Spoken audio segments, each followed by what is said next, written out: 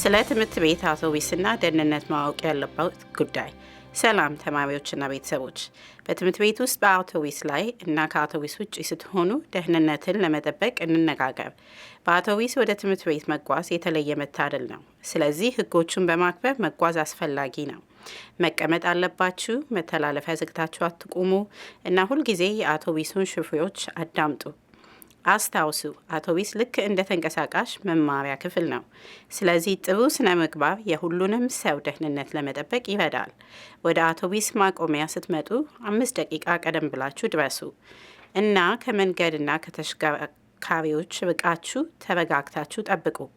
ከትምህርት ቤት መልስ በተመደበላችሁ ፌርማታ ላይ ውረዱ እና ትክክል ያልሆነ ነገር ካያችሁ ከመውረዳችሁ በፊት ለአሽከርካሪው ንገሩ። ሁልጊዜም ስትራመዱ በሁለቱም አቅጣጫ የሚመጡትን ተሽከርካሪዎች በጥንቃቄ ማየት አትርሱ።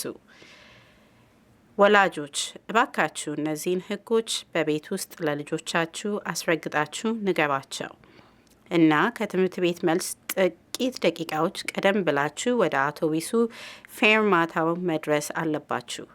የእያንዳንዱን ሰው ደህንነት ለመጠበቅ ሁላችንም አብረን እንስራ። አሁን አውቀዋል።